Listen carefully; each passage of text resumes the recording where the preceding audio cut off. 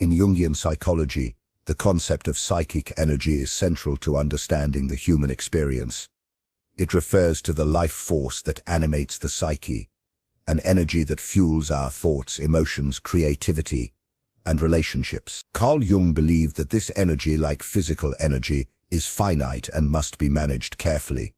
When we are constantly available to others, offering our time, attention, and emotional presence without discernment, we inadvertently disperse this precious energy outward. Over time, this leads to exhaustion, loss of direction, and disconnection from the self. Jung's work invites us to reflect on the unconscious mechanisms that drive us to be overly available and to explore what happens when we consciously choose to pull back and redirect that energy inward. The quote, "Until you make the unconscious conscious, it will direct your life and you will call it fate," encapsulates Jung's core message, that much of what drives our behavior lies beneath the surface of awareness. We may think we are being kind, supportive, or responsible when we say yes to every request or make ourselves perpetually accessible. But often these behaviors are rooted in unconscious fears: fear of rejection, fear of being alone, fear of not being enough. The compulsion to be available becomes a pattern that serves others at the expense of our own psychological well-being. It keeps us in the realm of the persona, the social mask we wear to gain approval and belong. Jung warns that living too long in the persona creates an imbalance, suppressing the deeper parts of the psyche that seek expression. Withdrawing from constant availability is not about becoming isolated or indifferent. It is about creating space for a deeper relationship with the self. When we stop responding reflexively to external demands, we begin to notice the internal voices that have been drowned out, the subtle longings, unresolved emotions, forgotten dreams, and unexamined beliefs. This is where introspection begins, the process of individuation which Jung describes as the journey towards psychological wholeness cannot happen in a state of constant outward focus. It requires silence, solitude, and the willingness to confront what lies within. As we reclaim our psychic energy, we start to notice how much of it was being consumed by roles that no longer serve us. The caretaker, the rescuer, the fixer. These identities may have once helped us survive or feel valued, but they can become prisons when they dominate our behavior. By stepping back, we allow ourselves to question these roles and explore who we are beyond them. This withdrawal is not a retreat from life, but a reorientation. It allows us to live from a center of authenticity, rather than obligation. Reclaiming psychic energy also means becoming more deliberate with our choices. We begin to ask, is this how I truly want to spend my time? Is this relationship nourishing or depleting? Is this commitment aligned with my values and purpose? These questions signal a shift from automatic living to conscious living. In making the unconscious conscious, we reclaim our agency and begin to shape our lives in ways that reflect our true self, rather than our conditioned self. There is also a natural resistance that arises in this process. Others may not respond positively when we withdraw our availability, especially if they have benefited from our self-sacrifice. This resistance can trigger guilt or self-doubt, but it also serves as a mirror, revealing the dynamics we were previously blind to. Jung believed that our outer world reflects our inner state. When we change, our relationships and environments inevitably shift. Some connections may fade, while others deepen. This transformation, though often painful, is necessary for personal growth. As the energy once scattered in 100 directions is gathered and redirected inward, we begin to feel more grounded and centered. We develop a stronger sense of self, one that is not contingent on external validation. We become more discerning about where we invest our time and attention. Our boundaries become clearer, not as walls of defense, but as expressions of self-respect. This inner clarity radiates outward, changing how others perceive and interact with us. The power of withdrawal lies in its capacity to reveal. When we are no longer entangled in the noise of constant availability, we gain insight into our patterns, motivations, and emotional wounds. We can begin to work with them consciously, integrating the shadow, the parts of ourselves we have disowned or denied. Jung emphasized that true healing and wholeness come from embracing all aspects of the self, not just the ones we deem acceptable. Withdrawal creates the conditions for this inner work to happen. Moreover, This reclaimed energy fuels creativity, intuition, and purpose. As we align more with our inner world, we tap into a source of inspiration and clarity that had been obscured by the demands of external life. Decisions come more easily. Opportunities that align with our authentic path begin to emerge. We move from a state of reactivity to one of intentionality. In this way, what initially feels like a loss, pulling away, saying no, being less available, becomes a profound gain. It is the beginning of a deeper relationship with the self, a more authentic engagement with the world, and a more meaningful life. Jung's teachings remind us that the journey inward is not a retreat from reality, but a necessary passage toward wholeness. When we stop being available in the ways we once were, everything does change, and that change, though often uncomfortable, is the doorway to a more conscious and empowered existence. Carl Jung's depth psychology places great importance on the concept of the self as the totality of the psyche, the integrated whole of conscious and unconscious elements. In contrast, the persona is the mask one wears in society, a kind of psychological costume that allows for social navigation. While the persona serves a necessary function by helping us fit into the social world, it becomes problematic when we over-identify with it. When we are constantly available to others, always responsive to external demands, and endlessly shaped by social expectations, we risk losing touch with the deeper layers of who we are. In this state, the self becomes fragmented, and the individual is no longer rooted in authenticity but in performance. Availability without boundaries contributes to the fragmentation of the psyche, because it pulls the individual away from their center. The more energy we expend in meeting others' expectations, often unconsciously, the less we have to explore our own needs, thoughts, and inner realities. This fragmentation is not always obvious. It can show up subtly in the form of chronic fatigue, emotional disconnection, vague dissatisfaction, or the persistent sense that life is happening to us, rather than being created by us. Over time, this state of over-availability creates a disconnect between our outer actions and our inner truths. Jung emphasized that the self is not merely the ego or the conscious mind. The self includes everything we are, not just what we show the world, but also our dreams, instincts, fears, desires, and even the parts of ourselves we would rather not acknowledge. To discover the self, one must go beyond the persona. This journey requires solitude, reflection, and most importantly, boundaries. Without boundaries, we are caught in a reactive existence, constantly adjusting ourselves to the needs and opinions of others. We remain suspended in the outer world, unable to hear the voice of the inner world. Boundaries, then, are not barriers but gateways. They are the structures that protect our inner space, giving us room to observe, reflect, and integrate. They make self-discovery possible by establishing the psychological distance needed to encounter our own thoughts and emotions unfiltered by the noise of others' expectations.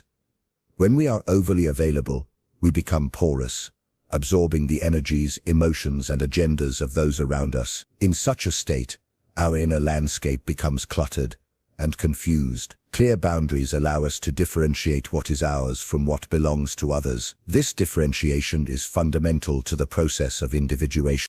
Individuation, a central concept in Jungian psychology, is the process by which a person becomes who they truly are. It is not about becoming someone else or improving oneself according to some external standard. It is about unfolding what already exists within, bringing unconscious aspects into consciousness, and becoming whole. This process is not possible without withdrawing from the pull of collective norms and expectations. It requires that we stop being excessively available to external definitions of worth and success. When we do, we begin to feel the stirrings of something deeper, a more authentic presence that has been waiting beneath the surface. The discovery of the self, through boundaries, is not always comfortable. It often involves disillusionment. We may come to see that much of what we thought we wanted was a reflection of what others valued. We may recognize that many of our relationships were based on our willingness to serve, please, or conform. These realizations can be painful, but they are also liberating. They mark the beginning of a more honest relationship with ourselves. When we are no longer defined by how much we give to others, we begin to ask, who am I? Apart from all of this, what do I value? What gives my life meaning? This shift is not about becoming self-centered. Rather, it is about becoming centered in the self. From this place, we are better able to engage with others, not from obligation or fear, but from authenticity. Paradoxically, when we stop being overly available to others, we become more truly available to ourselves, and eventually to others as well, but in a more grounded and balanced way. Our relationships improve in quality, even if some decrease in quantity. We attract connections that respect our boundaries and reflect our evolving truth. It is important to understand that boundaries are not merely about saying no to others. They are about saying yes to oneself. They represent a commitment to one's own inner life, to one's psychological and spiritual development. They signal that we are willing to make space for our own process, even if it is slow, uncertain, or misunderstood by those around us. In this sense, boundaries are a profound act of self-respect. They assert that we are not just roles to be played or functions to be fulfilled, but whole beings with an inner life worthy of attention. Jung's insight into the tension between the persona and the self helps us understand why this process can be so challenging. The persona wants approval. It seeks safety and conformity. The self seeks truth. It demands integration. These two forces are often in conflict. Setting boundaries often feels like a betrayal of the persona, because it risks disapproval, disappointment, or rejection. But in truth, it is a necessary step towards psychological maturity. The persona may crack under the weight of authenticity, but in its place, a deeper sense of identity begins to emerge. As we develop healthier boundaries, we begin to notice changes in how we relate to the world. We no longer feel the need to explain or justify our choices to everyone. We become more comfortable with discomfort, more willing to stand alone if necessary. We trust our inner compass more than the external map. These are signs that the self is becoming stronger, more integrated. And with that integration comes a deeper peace. Not because life becomes easier, but because we are no longer at war with ourselves. In the end, boundaries are not limitations, but invitations. They invite us to return to ourselves, to honor the mystery of our inner world, and to walk the path of individuation with courage and clarity. In doing so, we fulfill what Jung believed to be the true purpose of life, to become who we truly are, not what the world has asked us to be. Through boundaries, we reclaim the right to exist on our own terms and begin the lifelong journey toward wholeness. Solitude, in its deepest sense, is not simply the absence of others. It is the presence of the self. In the stillness of solitude, the inner world begins to reveal what has long been buried beneath distraction, noise, and social obligation. Carl Jung referred to the shadow as the repressed, denied, or undeveloped aspects of the psyche. These are the qualities we hide not only from others, but often from ourselves. Solitude creates the conditions under which the shadow can finally be seen and heard. Without the external world constantly reflecting back who we are supposed to be, we come face to face with who we actually are. This confrontation is rarely easy. In everyday life, the persona, the social mask, protects us from discomfort. It allows us to function within a group, to be acceptable, desirable, and appropriate. But the persona is not the whole truth. It is a construct, carefully designed to meet external expectations.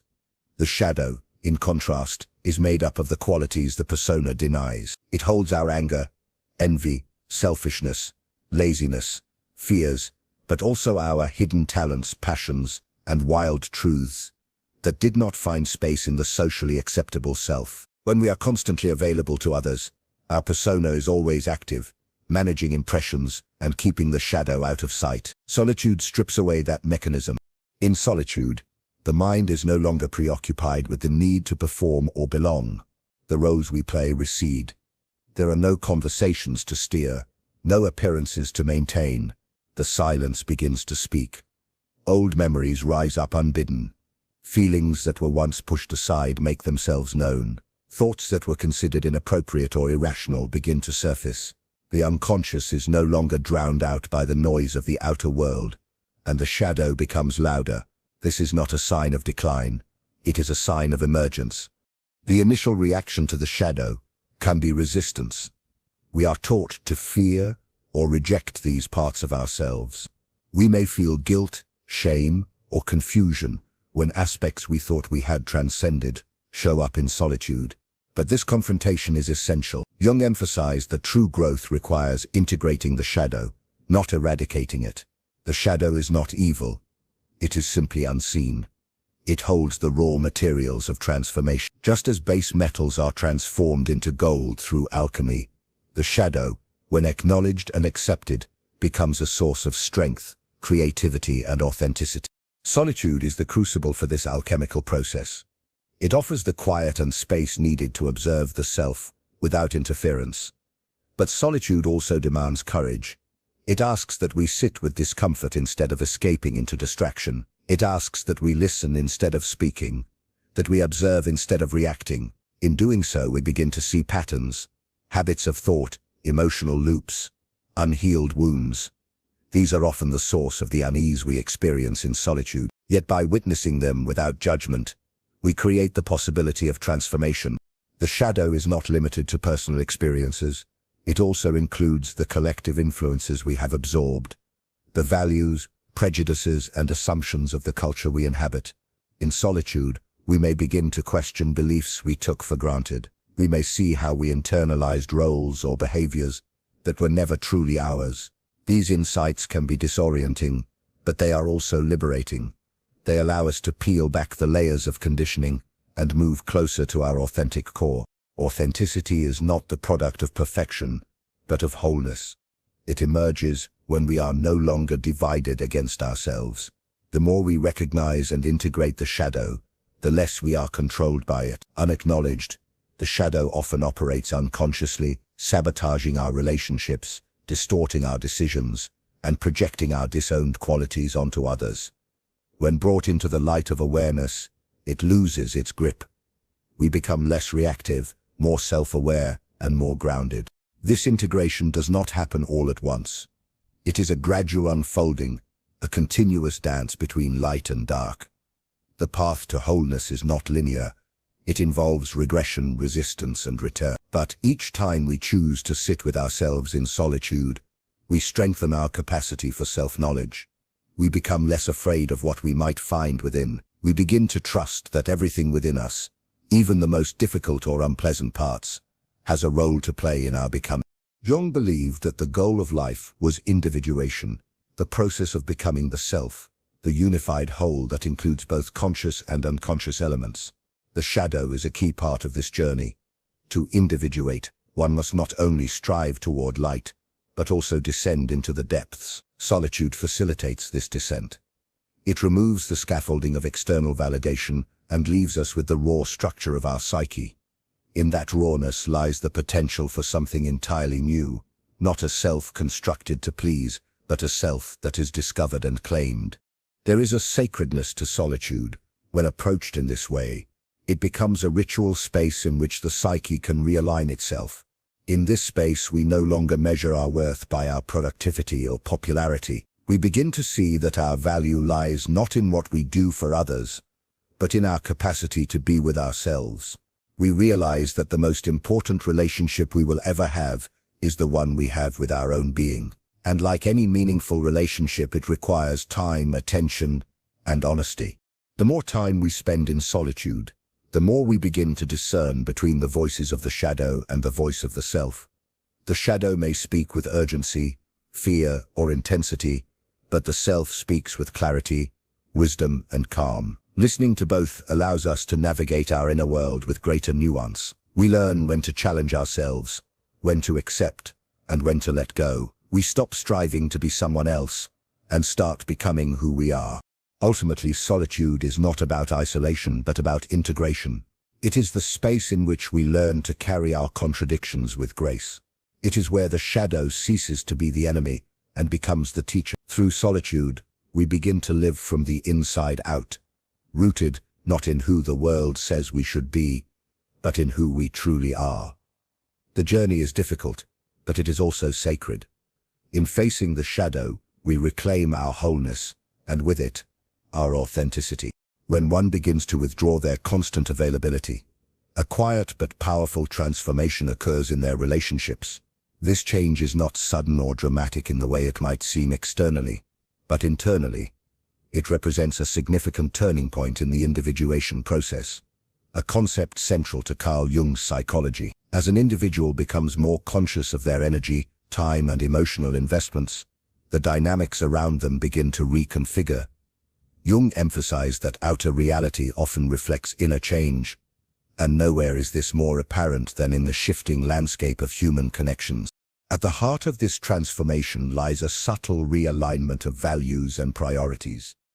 When someone stops being available out of habit, obligation, or fear of rejection, they begin to act from a place of self-awareness rather than compulsion. They become more attuned to their own needs, boundaries, and truth. This change in inner orientation creates a new energetic signature, one that is no longer driven by the need to be needed, validated, or accepted at any cost. Consequently, those who were drawn to the previous version of that person may find themselves confused, distant, or even resistant. Relationships that were based on convenience, dependence, or unconscious patterns tend to falter under the weight of authenticity. When availability is no longer guaranteed, those who relied on it for their own comfort or benefit may begin to withdraw. This is not necessarily because they are malicious or manipulative, but because the dynamic that sustained the relationship is no longer present.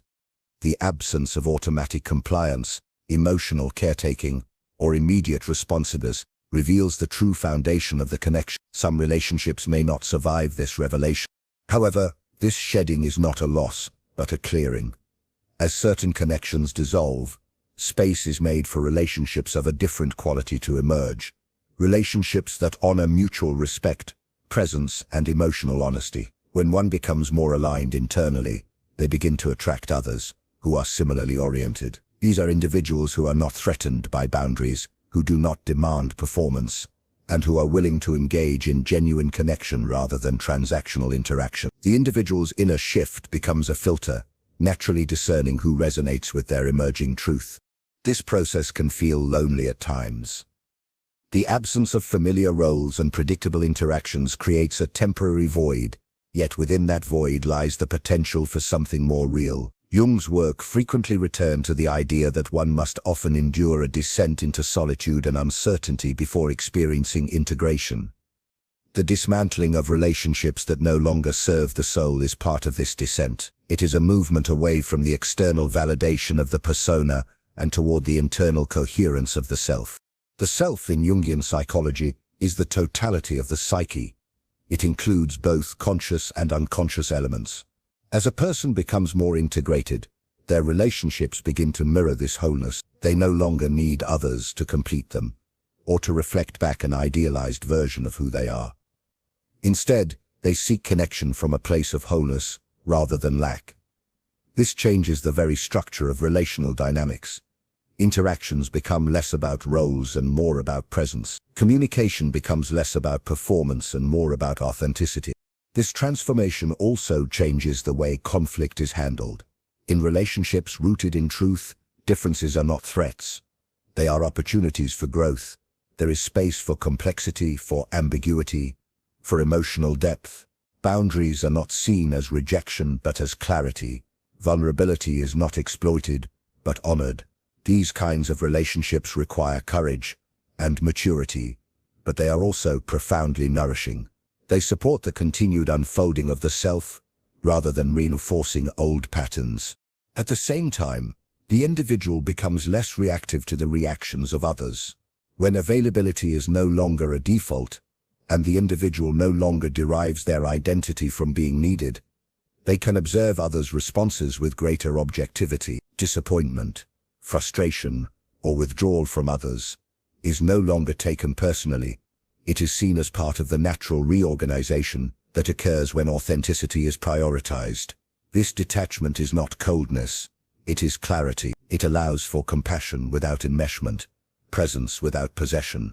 There is also a deep sense of relief that comes with this stage of inner transformation. The burden of performing, pleasing, or constantly maintaining relational harmony begins to lift. There is more energy available for creativity, reflection, and meaningful pursuits. The psyche, no longer fragmented by conflicting loyalties and unconscious obligations, begins to cohere. This internal cohesion becomes magnetic. It draws others who are on similar paths, creating a network of resonance rather than obligation. Jung believed that all psychological growth requires a confrontation with one's own inner truth, even when that truth disrupts the familiar. The shift in relationship dynamics is a reflection of that confrontation. It is a sign that the individual is no longer willing to sacrifice their authenticity for belonging. They are no longer content to be seen only through the lens of others' expectations. They are choosing to be whole rather than merely likable. This is a radical act in a culture that often rewards conformity and penalizes depth. The reorganization of relationships can also bring about a deeper appreciation for solitude. As one becomes more discerning with their energy, they begin to value the peace of their own company. They no longer seek constant interaction to avoid themselves. Instead, they use solitude as a space for regeneration, insight, and creative exploration. This self-containment becomes a source of strength. It enables the individual to enter relationships as a full participant, rather than as someone looking to be rescued or completed. Ultimately, the shift in relational dynamics is a mirror of the soul's journey toward individuation. It is not about withdrawing from others permanently, but about engaging from a place of truth.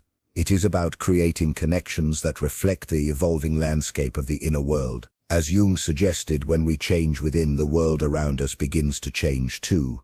Not because the world itself has transformed, but because we are now seeing and interacting with it through a different lens. This is not an easy path, but it is a liberating one. It requires letting go of who we thought we had to be in order to be loved. It requires trusting that being real is more valuable than being approved of. And it requires a deep commitment to the ongoing work of self-awareness. But in return, it offers relationships that nourish rather than drain, that support rather than suffocate, and that reflect not who we were but who we are becoming.